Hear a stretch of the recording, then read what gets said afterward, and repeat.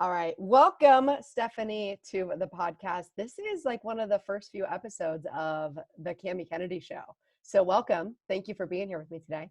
Thank you so much. I'm so excited and just completely honored that you would even ask me to be on your podcast. So thanks. Yes, you're welcome. And honestly, it's all due to the work that you've done.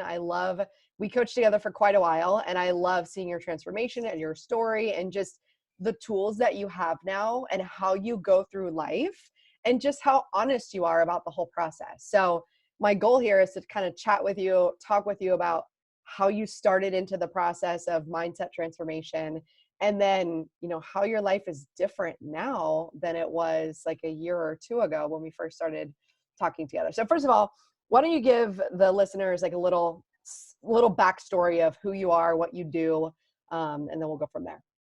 So my name's Stephanie Hinson.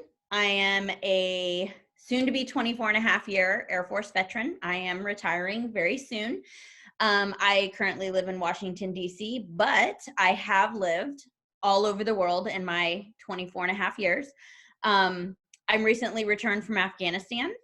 I have had a string, that would be putting it nicely, a string of tragic, toxic, just awful relationships that had put me into a very dark place where I was just a very unhappy person. So fast forward and here I am today. Yes. Well, and that's perfect too, because I've been challenged recently with the coach that I'm working with of like, what specifically do you do with people? And what I have been saying is I help people have breakthroughs in health, wealth, and love, because I think they kind of go all together. But I think initially you came to me with health as one of your top pain points, right? Mm-hmm. And Yep. then we worked on relationship. And then, Yep. so talk to me about really what was the trigger? Because the first thing you did with me was Self Love Perfectionist Project, maybe 2 years ago or a year ago. It was, I think, 2 years ago. Okay. So you were running a Self Love Perfectionist 6-week, Mm-hmm. and you had a special going. So I'm like, why not? Yeah. So I said, what do I have to lose? So I dove in. And so when I started that, I was thinking about how would I describe where I was 2 years ago. Mm-hmm. So 2 years ago, the only word that literally comes to mind to describe my health, my relationships, my emotional status, and my financial status is I was bankrupt. Mm. I was absolutely 100% bankrupt in every sense of the word in all 4 areas of my life. I had unhealthy boundaries with my family. My family walked on me. I had unhealthy relationships. I had no finances. I lived paycheck to paycheck. I was the girl that, it's payday, so let me go pay this credit card. And then, let me go charge that credit card because I just paid $200 on it. So now I have $200 to spend on it. And I mean, I think we've all been there. We've all been at that place somewhere in our life where, circumstances gotten away from us. My health was,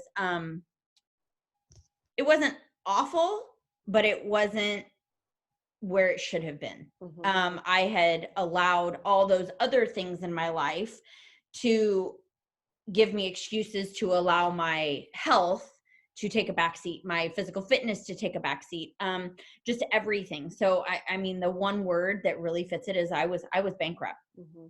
I didn't have anywhere else to go. Yeah. And so thank you for sharing all of that too, because I think it's so interesting to look back and see where we were and how we were even operating in the world, and then just looking at where you are now. But something had to change and something had to give. So I'm always curious as a coach, and I look at my clients and I look at my life, like what makes us take that step to say yes in investing in ourselves. So what do you think that was for you? For me, I looked around and sorry, my dog. I looked around and to me, I looked at other people and I'm like, oh, well, look at how happy they are and they have everything. And so I asked myself a question. If you want something different, you have to be willing to do something different. Mm-hmm. And, I always picked the same type of men. Mm-hmm. I always ate the same kind of food. I always had the same financial habits. My family, I was their doormat, Mm-hmm. for lack of a better term. I didn't ever tell them no. So I knew if I wanted to have something different, I had to do something very different. And Mm-hmm. in order to do that, I had to get very comfortable being uncomfortable, because I was so comfortable in just allowing my life to continue down what it was, right? So it was me sitting there one day and just being like, I am absolutely miserable Mm-hmm. in every sense of the word. Everything about my life I hated. Um, and I knew I had to make a change. I knew. So I think the catalyst was you had a post about your Self Love Perfectionist 6-week Mm-hmm. course. And then I'm like, okay, well, let me try that. And then in that course, almost immediately, I found myself like, I'll go Mm-hmm. first. I'll go first, like every single week, to the point where I think I even made a comment like, I'm not going to go first today because I feel like it's the Stephanie show and I'm just going to sit back. Mm-hmm. And I think I actually sent that to you in a private text at one point, like, I don't want the other participants to feel like, oh, well, here goes Mm-hmm. Stephanie again. Mm-hmm. So I knew at that point, like, that I had so much inside of me that I needed to pursue one-on-one coaching so that it could be the Stephanie show, and Mm-hmm. that I could work on the things that, and I didn't even realize that I wanted to work on those, on me or those things really, until I took a chance on a 6-week discounted course Mm-hmm. that within 7 days, I was like, oh man, this is fantastic. Yes. and here we are. Yes, and I want to recognize you that for that as well too, because so group coaching, I like it, especially when you're first getting started, because number one, it's a lower price point, right? So that's easier for people to say yes to. But then also what it does is it exposes us to other people who are going through the same thing that we're going through, and then Right. we don't feel like we're alone. But what I love about group coaching too is that you get what you put in. And you did share every week. You showed up for every call. You took advantage of having that time with me. So I'd have to say you probably got the most out of that group. I don't know where the rest of the people are from that group, right? Because you can show up as much as you want to show up, and you can hide as much as you want to hide. Yep. And so you'll see that dichotomy in a program too. And I've learned not to take that personally, because everybody is where they are in their path. And sometimes they're just not ready, and they're not ready to show up for themselves. So I commend you for showing up. And I also think it was a really interesting switch from, and I'll tell this to the audience, you and I are both familiar with the color code because we've taken that course, David Wood's course. But if Mhm. somebody wants to go online and look up your color, you're a blue. And so a blue, and I'm a red. And so, and then there's a yellow and a white, but basically the color code helps you, like, on a basic level, understand yourself. And of course there's tests like 16 personalities. There's a bunch of other tests you can take, but I like that for a beginner, just to be like, why do I keep doing what I do repeatedly? And so for you, I think it was the blue personality type is motivated by intimacy, and like motivated by everybody getting along and like doing the right thing, and giving a lot. And I'm the red personality type, and I'm motivated by power. Like, I want to be in charge. And so our personality types are actually very different, but I find a lot of blues will come to me to learn how to get a little bit more red. And I've learned that I really like working with blues because they help me be more sensitive and like Yeah. understanding of everybody in the group. Like, let's make sure we say hi to everyone. So it's nice that I personally continue to grow as well. But I think what shifted for you was doing everything for everybody else, and then finally shifting into, I'm going to stand up for myself and really say yes to myself, because I realize I'm giving from this empty cup and it's not working anymore. Yeah, absolutely. 100%. And I think the one event that sticks out the most for me was when I had been in a car accident, and my back was so messed up, and I'm like, oh, I want to hire a maid. No, I'm going to feel so guilty if I'm not like out of the house and I'm on the couch and this maid's running around my house cleaning. And I felt so overwhelmed with like guilt. Mm-hmm. And what you helped me realize was I'm helping a small business owner. I am helping another individual earn an income for their house. It doesn't matter where I'm at when they're cleaning the house. They're there. I'm paying them to do a service. Mm-hmm. And if I want to sit on the couch while they are, then okay. But I had never thought about it that way. And I think it stemmed from my upbringing, right? Like, I think everything stems from our upbringing a lot. And if you don't, and I had never put any effort into self improvement, into, really reflecting on who I was as a person before I started working with you.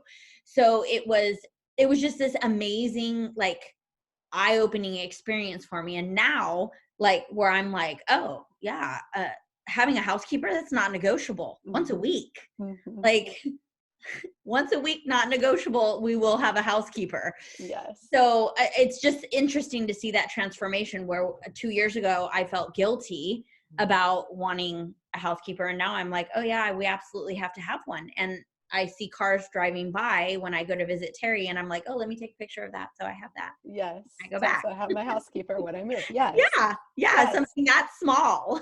So what would you say to people who are having a hard time? Because a lot of times they like, women especially will spend money on like a purse or I don't know, another material thing, or they'll spend it on their kids and their soccer practice or their cheerleading. But if I were to ask them, hey, invest $500 or whatever the amount is, they have a really hard time with that because of the guilt, especially if they have kids or a family. So what would you say to something like, now that you know what you know, what would you say to that feeling of guilt for investing in yourself? Oh man, this is so easy for me. You can't pour from an empty cup. You can't, no matter how much you think you're taking care of all those other people around you, and it doesn't even have to be like kids or a husband, it's coworkers, friends, anybody.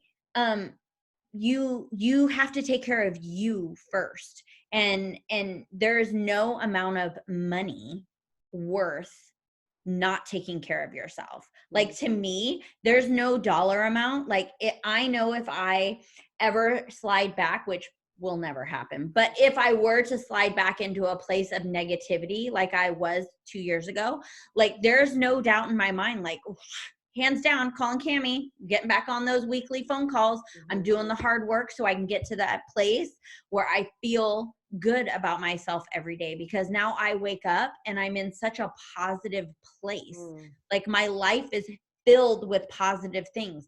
So initially you look at it and you're like, man, but if I could give them a crystal ball so they could see themselves in 6 months or a year and see what is possible with investing in themselves, there's nothing that would stop me. Like, you couldn't put a roadblock in front of me that would mean, and your kids, women that have or people that have children, your children will thank you for taking care of you. And why would you not want to show your children that it's so important to take care of yourself first before you take care of anybody else? Because those young people around you, they're going to emulate the behavior that they're witnessing every single day. And if they're witnessing mom and dad sacrificing everything of themselves for everybody else around them, then they're going to do that too.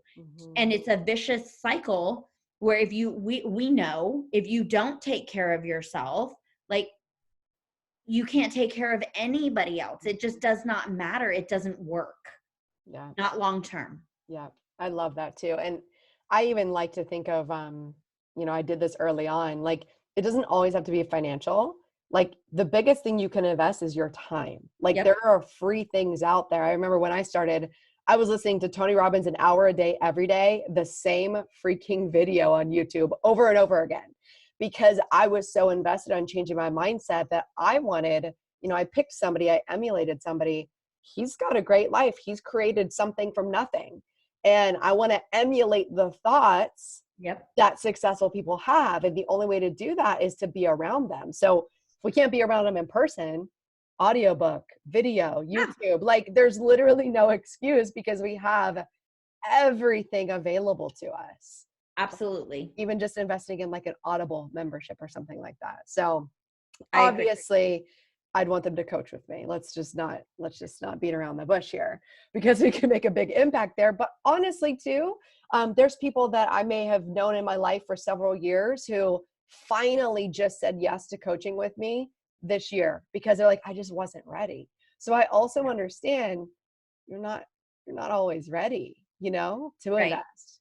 And I've been in Right. that place. And I didn't think I was initially, right? When I did the self-love, the 6-week course, like I'm like, okay, well, it's not unreasonably priced. I can swing this. I'll try it. And it wasn't until I was in that course that I realized that I was ready. So I would challenge people, like if you don't think you're ready for like a huge long-term investment on like one-on-one coaches, I challenge you to enroll in Cammie's 6-week Self-Love Perfectionist. I challenge you to show up every day. I challenge you to do the hard work and see where you are at the end of it. And if you're not ready at the end of it, then you're not ready. But you're going to be in a different place for just showing up for 6 weeks than you were when you started. And you will be pleasantly surprised at how much you can change in just 6 weeks. Yeah. And that's why I created that program, because I think people don't know. They just don't, you don't know what you don't know until you go Right. through the process. And then you're like, Right. oh yeah, okay. A lot has been revealed to me. And I also remind people, like, we're not wrong. Like, we're not wrong.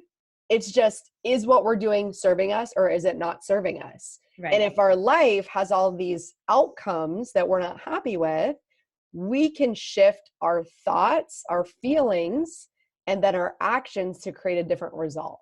So it all goes back to what you said, like shifting your mindset on, I didn't think about a housekeeper that way. Now, Right. easy, done.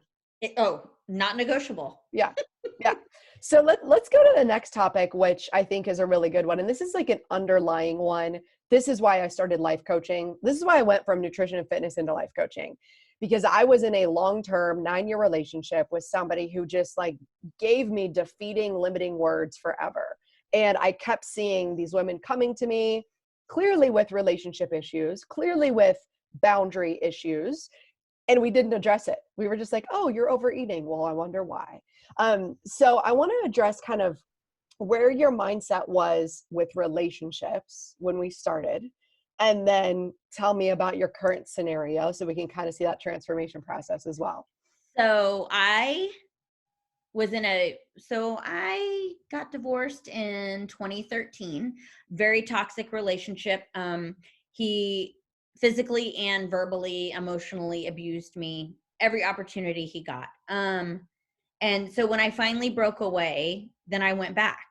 We weren't married, then we were boyfriend and girlfriend. And so I just had this vicious cycle of picking wrong men, right? Emotionally, I like to think of it now as emotionally unavailable men. So when you get involved with emotionally unavailable men, you get exactly what you sign up for. Nothing. And then they feel guilty or they've got some sort of feelings and they take them out on you and you become a doormat or a punching bag. And that was me for my entire adult life. I didn't have a successful relationship ever. I didn't have a healthy I didn't know what a healthy relationship was. I had never experienced it. So I dated, and then I just got to a point where I was just done. They told me I was deploying to Afghanistan. So I was like, yeah, you weren't even really, I think when we first started working together, you weren't even open to the idea or concept. You were just like, nope, I'm good. No, not really. I mean, I think I dated casually, but there was never a, oh, he's amazing. Yeah. Oh, well, let's talk about some of these things, because I think that some people think that it's like, oh, I wasn't open and then a miracle happened. Like, there were some circumstances where God, the universe, like kind of presented some potential situations before you. Oh yeah. Yeah. And you were tempted to walk through that door because it felt very familiar. Yep. Talk to us about that struggle or that challenge. So somebody that I had dated in the past came back into my life, and he was familiar, Mm-hmm. right? Comfortable. Mm-hmm. We had always stayed in contact. We were friends. And I entertained it. I actually entertained it. I never saw him, but we FaceTimed, we talked on the phone, but we never physically were in the same location. Mm-hmm. And I was even like still talking to him while I was in Afghanistan when I first got there. And then I just like, so I'm sitting in the middle of a war zone. Indulge me a moment, if you will. I'm Mm-hmm. sitting in the middle of a war zone and bombs are going off and buildings are shaking. And I'm sitting here and I'm thinking to myself, like, why are you accepting this? You've put in all of this work to get in this super positive place in your life. You have gone through some of the darkest days of your life and you've come out on the other side. Stephanie, what are you doing? Mm-hmm. Like, I literally sat in my room one night and was like, Stephanie, what are you doing? Literally with a mirror, looking at myself in the face, and I couldn't justify to myself to make another bad relationship decision. So I literally texted him and I said, you know what? I cannot do this. This is not right. This does not feel right. I'm not going to force it. And I severed ties with him. We still remain friends on Facebook. And, I had hoped that we could be friends because we were great friends at one point. And then I happily moved on. Like, I wasn't looking for a relationship. Who's going to find love in the middle of a war zone? Right. I mean, like, really? Right. So, So, hey, you look good in your flak vest today. Oh, thanks. Right? That's just not a thing. And so I just went about my merry way. Like, I focused on me and I focused on my fitness and I ate as well as I possibly could with the food options that I had. And I just really dug deep again into myself and started to do more work because I saw that it was very easy for me to go down that road of comfort when it wasn't the right thing for me, but it was the comfortable thing, right? So fast forward, it was probably like, I want to go back real quick because I want to talk about, you were doing, I think you were listening to some meditations. yes. Okay. So how long did you do like these relationship meditations? Because I said this to you and I don't know how often you were doing them, but like we talk about manifestation all the time. And I think people think that I'm crazy. No. So, You sent me Manifesting Your Perfect Partner. God, a year ago. Yeah. And I listened to that manifesting. It wasn't a podcast, but it was just a recording. And I think it was like 45 minutes. I listened to it every single night when I went to bed for 380 days. Oh my gosh. Even in Afghanistan, 380 days. I didn't even know this. Every single night. On my vision board, at the center of my vision board was love. There was nothing. I had the career. I have the career. I've had a great career, super successful. I'm now financially free. I don't depend on my paychecks. I don't live paycheck to paycheck.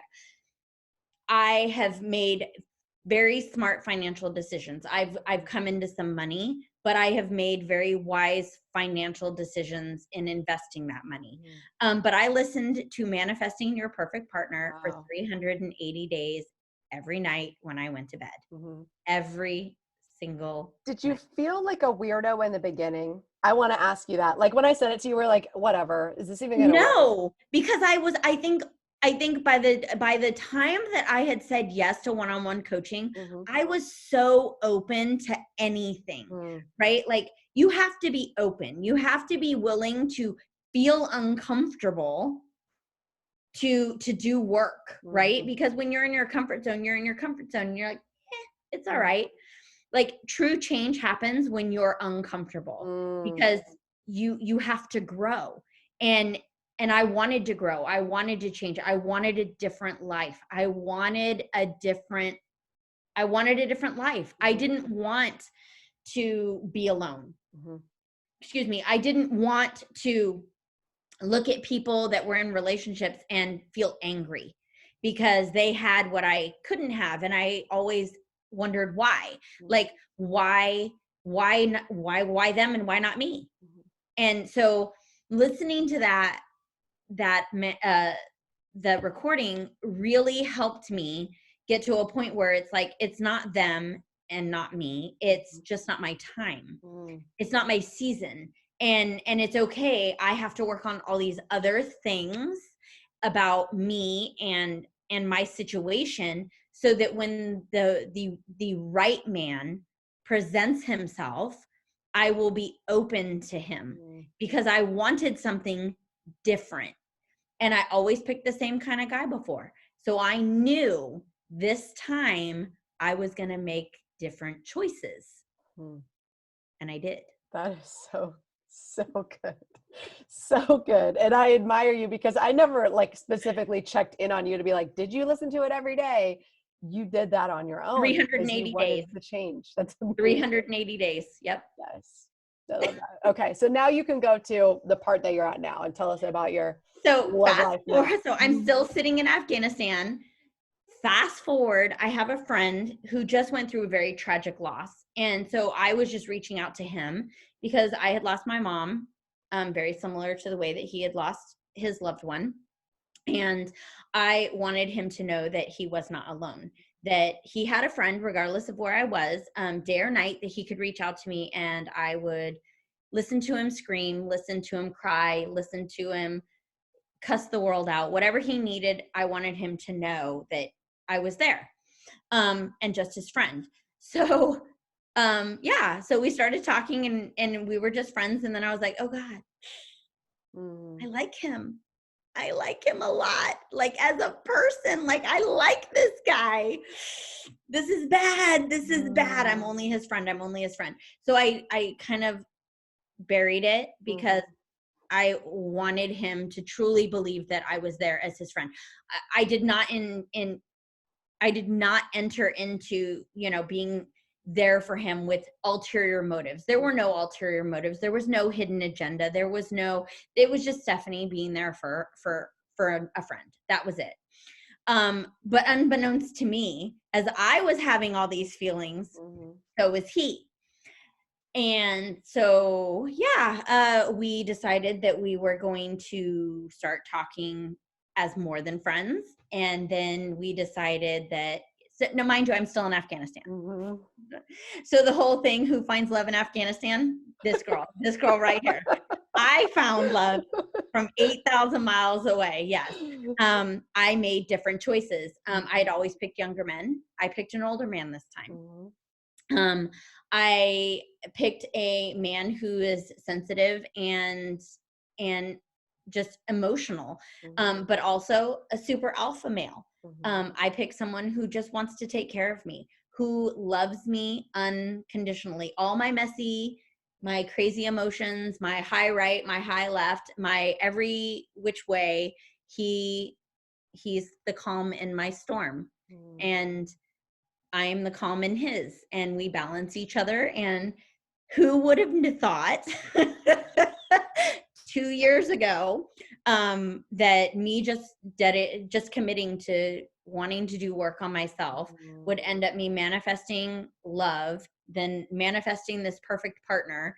And who would have thought it was this guy that I worked with 2 years ago? And here we are.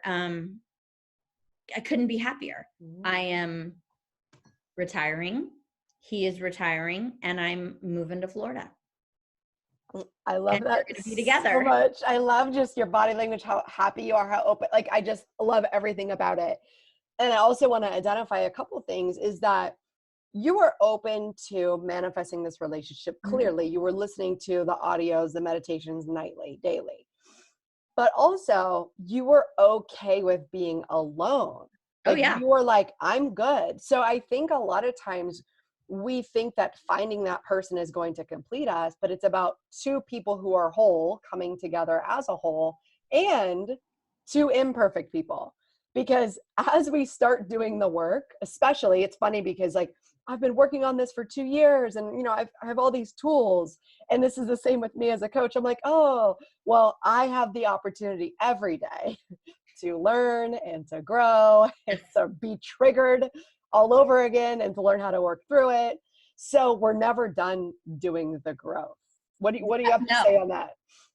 It's so funny because we had an argument. Yeah. Even though we're blissfully in love, Mhm. we had an argument. Right. And And that's why I don't want to paint this as like they're happily ever no, after now. Like there's so still we're a work to normal be done. couple. Yeah. Yeah, we're a normal couple. We still have arguments. We still work very hard because it's human nature, right? Like somebody starts to talk to you about something and it's a triggering topic and you're Mhm. already thinking about your response in your brain instead of just truly listening to understand what the other person is saying.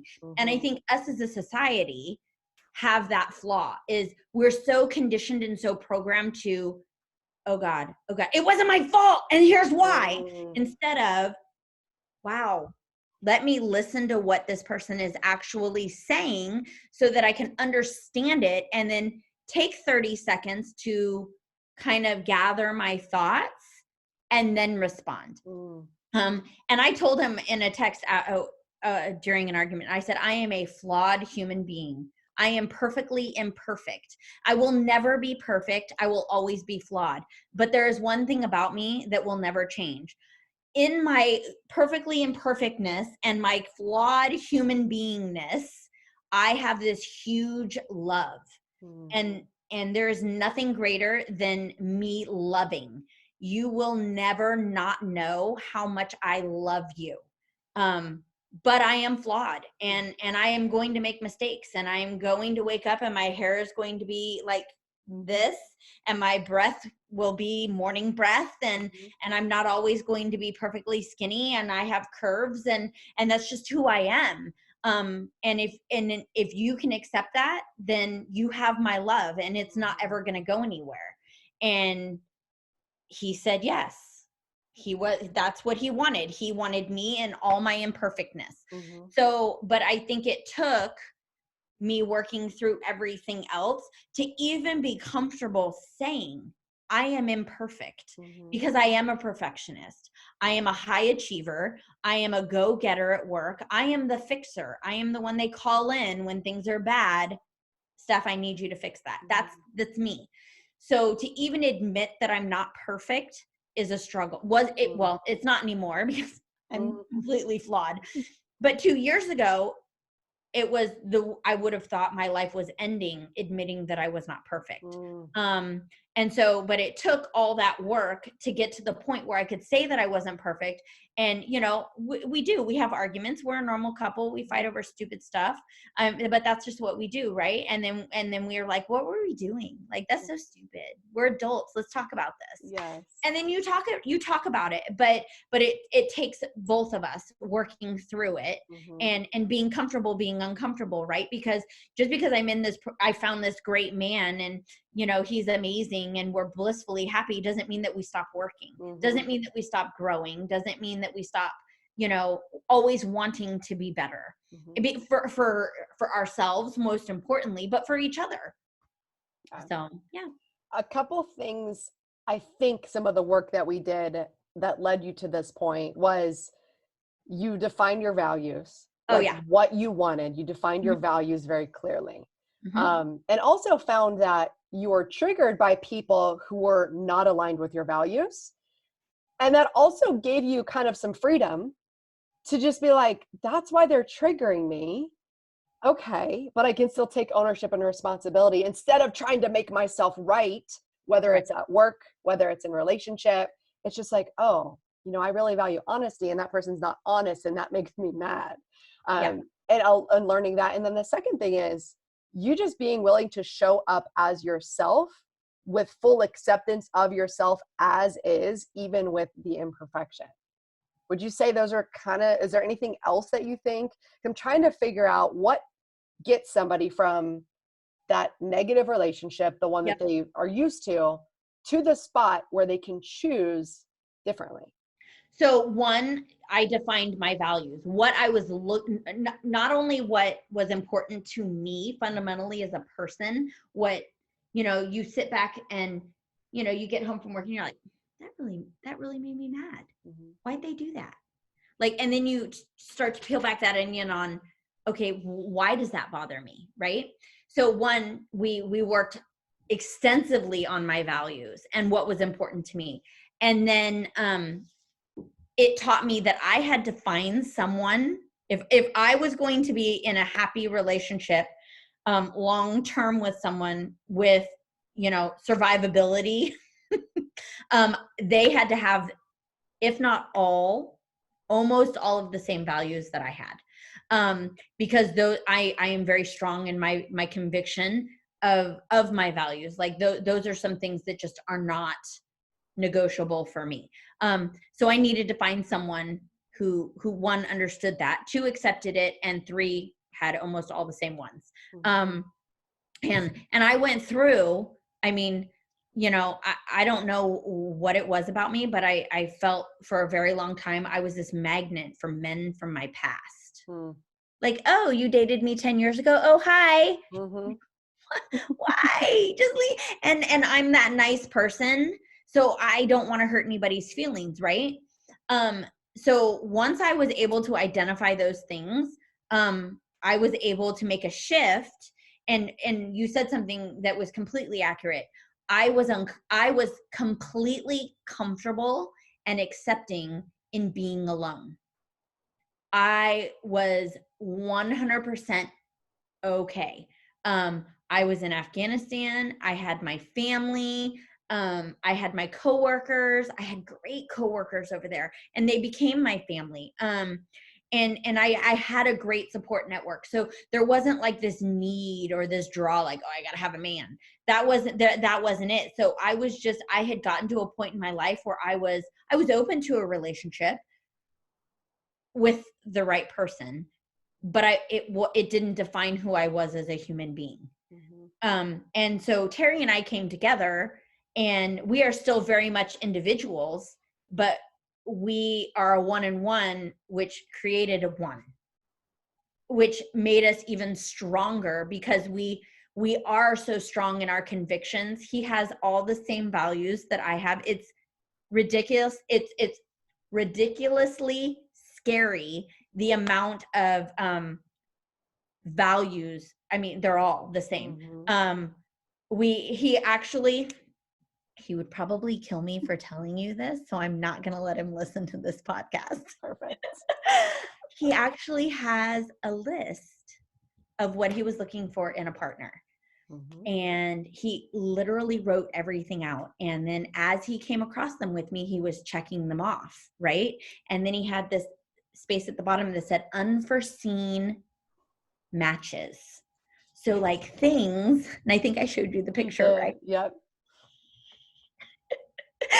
So unforeseen matches, he was writing down other things about us that were the same. Like we are so similar, but yet so different, which I think makes us a good match. We complement each other very well. Like where I am an alpha at work all day long. I did not want to be an alpha in my home. I wanted to come home and have this man who ran the show. He was in charge. And I'm like, I'm good with that. Like, that's great. Because I make decisions all day long. Are we going to dinner? I don't know. Are we going to dinner? Where are we going? I don't know. Where are we going? And so crazy, that's not what I have. I have this man who says we're going to go out and eat. And I'm like, okay, cool. And I don't even ask where we're going. We just get in the car. He knows what I like. He knows what I can and can't eat because of my food sensitivities. He's very, very, very accommodating and very understanding and very supportive in what I need to do for my own health. So like, I don't ever worry because I know he's going to make the decision that's best for me before he would ever make a decision on what he wanted. It will always be about what's best for me first. And so that's what I always wanted. Right. And so crazy. It's crazy. I love it so much. It's just amazing how you've created it. And Nuts. the other pieces. So I know I want to start wrapping up because we could talk forever, and I Yes. want to give some people kind of some value. I know we touched a little bit on finances. Mhm. Another thing that I think you could touch on, if you feel comfortable, is a term that I've actually coined from you, like from my experience with you. Yeah, you've got it, and I call it grieving responsibly. Yeah. So anything you want to touch on there, just in terms of tools that you can give somebody, whether it's finances or grieving, I'm going to let you kind of vibe on that right now. So we'll talk about my grieving. So I lost my mom in November of 18 to a long-term battle with breast cancer. I was actually her primary caregiver for her final 16 days. Both the most amazing 16 days of my life, and also at the same time, the most painful, awful 16 days of my life. I know it's crazy to think both. Mm. So I had to leave 10 days after she passed away. No, I'm sorry, not 10 days. I left 7 days after she passed, because I had to get to Washington, D.C., where I am now. I got to Washington, D.C., and I literally stuffed all my emotions down, and I just didn't worry about them. And just like everything else, like, you can only stuff things for so long, right? So everything started coming back up. And so what I learned was it's okay to grieve, and there's no right or wrong answer in how you grieve. Everybody grieves differently. I have two sisters, and all three of us have grieved the loss of my mother completely different. I will say, out of the three of us, I am the furthest along in my grieving process because I owned it. After I stuffed it and it came back up, I actually literally just embraced it, had breakdown. I mean, I think I had a couple of breakdowns on the phone with you about it, like literally just ugly crying, sobbing, angry at the world, but I owned it. I owned where I was, even though you and I had done all this work already, a year's worth of like work. I just had, you have to own it, right? So I owned all of this mess that my life had become from losing my mother. And I just accepted that this is where I was. And I loved myself through it. I wasn't ashamed that I was sitting at my desk crying, because you can't control grieving, right? I was a very emotional person. I'm a blue. I'm driven by emotion. So I sat at my desk and cried, and I was unapologetic in my grieving. And then I was told I was deploying to Afghanistan, and I'm like, wow, kind of a bad time to go. This might not be the right time. You know what? I believe everything happens for a reason, and I believe there's no mistake in timing. So I embraced that I was going to Afghanistan. I actually fought to go because my leadership was like, we need you here. And I'm like, you know what? I understand you need me here, but the guy in Afghanistan that's waiting to come home to his family, he needs me there. So I have to go. And they were like, well, we can't argue with that. So I went to Afghanistan, and I was like, you know what? Yes, I have 6 months in this, the most awful place in the world. Yeah, we can say that. The most awful place in the world. It's a war zone. And I'm like, I'm going to work on me. I'm going to focus on my grieving. I'm going to love myself. I'm going to, work on my mom. Then this old relationship came creeping in. So I pushed that out. And then this lovely man shows up in my world that's now going through the same thing that I'm going through. But I am 6 months further in on my process than he is. And so we actually grieved together. We listened to each other talk about our loved ones. We cried together. We encouraged each other when on bad days. Like there was no judgment. There was no, oh, you shouldn't be doing this or you shouldn't be doing that. It was literally just two people like that were there for each other. But what I learned is you just have to own where you're at. You just have to, regardless of where it is. Like if you're in a bad relationship, own that you're in a bad relationship. Like stop making excuses for it. It's so easy to make excuses. Oh, he had a bad day. No, he's just a bad person. Mhm. right? Like he's just a controlling bad person, you know, whatever the situation you're in. That one comes to my mind because I've had a lot of those. Mhm. But if you make bad financial decisions, own that you make bad financial decisions. There's nothing wrong with it. Mhm. That's just who you are as a person, and that's okay. But yeah, my grieving was it was definitely an experience. I still, like, she's been gone, what, November, Mhm. so what, 18 months ish, Yeah. 17 months. I still have breakdowns. Had one in January, Mhm. with Terry on my couch at 2 a.m. Mhm. bawling, like, and he was crying with me. Mhm. So there's nothing wrong with it. It's a beautiful process, even though people feel that it's the worst time in your life. It is, but Mhm. once you embrace it, there, you can't do anything to change it, Mhm. right? And you can't avoid it. You can only avoid it for so long. Embrace the process. It's a beautiful process, and your loved one that is now gone would want you to embrace the process and to be able to move forward in your life and be happy. And Mhm. so that's what Terry and I had to learn to, actually together. Like, our loved ones wanted us to be happy, and we truly believe that our loved ones got together and sent us to each other to help each other through that time. Didn't realize that it would be like, oh, we're in love and like Mhm. happily ever after. This is like nutso, but that's where we're at. Like, we are blissfully happy, but we've gone through some very ugly stuff in the Mhm. process as well. Yeah. I don't, did I answer your question? That was perfect. Yes, I it was feel like I was perfect. all over the place. No, it's perfect because so in that process, people are all over the place. Yeah. And it's not only just with a loved one, although I think that's probably one of the deepest griefs you can go through, Yeah. but it's also with maybe losing a relationship you're Oh, really oh yeah. attached to, like a Oh, divorce or losing a job that you put your identity in. So the grieving process at different levels will right. happen when Mhm. your life changes and you feel like something was taken or it Yeah. really was taken, Right. and then No. being able to move on and move forward and allow all the shit. Like Yeah. really, that's what it So, is. true story. One of my coworkers is going through a divorce. Mm. She's having a super hard time with it. Mhm. I get it. I've been divorced, right? I get it.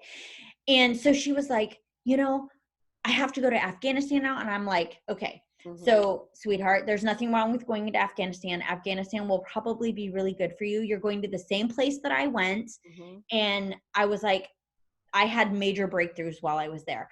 I said, what a lot of the leadership doesn't understand is, because they're all still married, is that in a divorce, and this is literally what I told her, you are grieving the loss of this relationship Mhm. and everything that relationship stood for, and all the plans and the promises and everything that you and your partner had together. You have to now let that go. And if you have children, now you're having to cope and help your children through this grieving process of mom and dad are now, not together.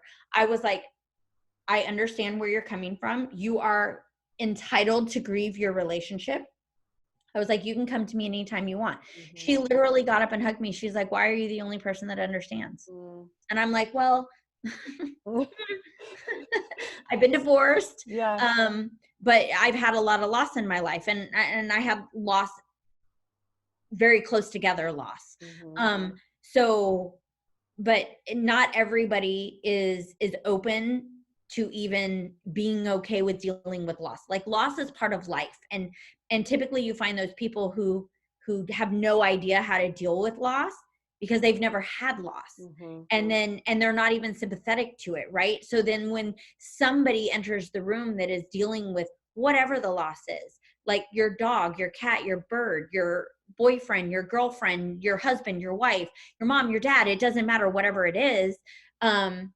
If people have never experienced great loss, they have no idea. And it's not like they're not bad people, and they're not wrong.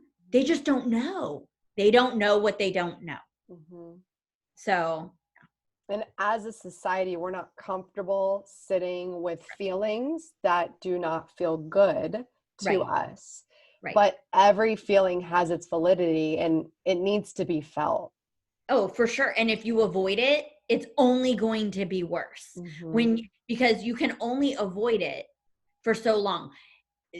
It grief and loss, regardless of what type of grief or loss it is, that's the funny thing about it. You can avoid it, but eventually Mm-hmm. it will get you. And not in a negative way, Mm-hmm. but it will get you, and you will have to deal with it. Mm-hmm. So what I have learned is dealing with it head on, um feeling the feelings, feeling the emotions, crying, and don't be embarrassed. Don't be ashamed. Mm-hmm. Don't be embarrassed, and don't ever apologize. Like, embrace the beautiful mess that you are as a human, because you show me a perfect human and I'm going to Mm-hmm. show you the liar. Just embrace who you are, and the right people, what I have found, the right people will find you. Mm. You don't have to go out searching for them. They are going to find you. Mm. That was so good. That was beautiful. I'm going to leave it on that note because I feel like that was so encouraging for people, especially going through a loss of any type and showing up on the other side of it. And also allowing that it may always just have a spot, in you. It has a room. It has a room in your body or in your heart, and allowing yourself to visit that spot. Yeah. Yeah. Can I say one more thing to the people Yes. listening? Yes. Okay. So, to anybody listening who may be in a place where you feel like you are ready for a change, but you're scared, it's okay to be scared. Mm. Don't say no to yourself out of fear. When there's a will, there's always a way. And I will tell you, there's not a day in my life that goes by that I regret the time or the money that I invested in me. So I challenge you to sit in your fear and move forward. Mm. That's all. That's beautiful. I love it so, so much. So if anybody wants to, I would say I'll give them some calls to action. Self Love Perfectionist Project is open randomly throughout the year. So if they want to connect with that, they can go to CamiKennedy.com. All this will be in the show notes. Self Love Project. I also just opened up a little, I don't know if you saw this, but I opened up a little 21-day love and money manifestation plan to get people on the track like you were of listening to something daily to start manifesting the life that you want. So I have that. And then, of course, one-on-one coaching is always available. And as of the recording of this podcast, I'm still giving away 1 hour free coaching calls. I was doing 2 hours, but that's going to go away after February. So I feel like 1 hour is generous enough. So Stephanie, thank you so much for being on. I use you as like my shining star, my example of what's possible. So thank you for leaning into the work and doing the work and showing up even when it was challenging. Because I know a lot of times, like, I know what it's like because I've been coached too. When you're just like, I don't want to show up for this call. Like, I had a shitty week. I want to drink wine. So showing up for each and every call. And then while you were in Afghanistan, you did all that work on you. So Yeah. that I also want to recognize too. Like, you could have backslid, and sometimes we do, Yeah. but you have the tools to go back to at any time, right? Like you said, we're gonna have those challenges, but Yep. you have the tools and the awareness. And now that you've set a higher standard for yourself, you'll only let yourself backslide so much till you're Yes. like, no. Okay. Yes. Yes. Yes. Yes. We're getting back on the path. Mm-hmm. And now I think that your story is going to inspire others too. So, and I know you're going to be doing great things with everything that your retirement, everything that's coming for you, in your new life that you've created. I'm So I'm pretty I'm pretty excited. yes. Well, thank you for being on, Stephanie. I super appreciate it. Do you want them to connect with you at all? Do you want to give any kind of info for them to connect with you? I don't So want to bombard you. No, with no, things you no, don't know. Okay. absolutely. If anybody has any questions, they want to just reach out. They want to, they just think I'm cool and they want to be Facebook friends. Yeah. You can find me on Facebook. It's Stefanie. My last name is Hinson, Hinson. You can always reach out to Cammie. She can connect you with me as well. She has all my contact information. I am literally here for anybody. Like, I would never turn anybody away. I think what you have is a gift, because I could never do it. I could never sit and watch people cry, and not cry. I'm a sympathetic crier, but you changed you. I was going to say you changed my life, but you helped me change my life. But I recognize that I couldn't have done it without you. So all the blessings and the great things that are happening to me because of you. So that it's not unnoticed. Thank you for helping me and showing up for every call, because I'm sure there were some times when you're like, it's Friday night, Stefanie, I want to go on a date. But yet you always showed up for our calls. More like, I want to lay on the couch in my pajamas with a date with myself. Yes. But trust me, I know. Yes. Thank you. And getting to see this is why I do the work that I do, is to see the transformations in people. Like, because I know you're going to just pass it. Like, you're now going to affect other people, young people, old people, people in the workplace. Like, from here on out, you are now equipped to change the world. I feel like doing the work on ourselves is what will change the world. Absolutely. I couldn't agree more. Beautiful. Love you. Thanks for being on. Love you. All right. Thank you for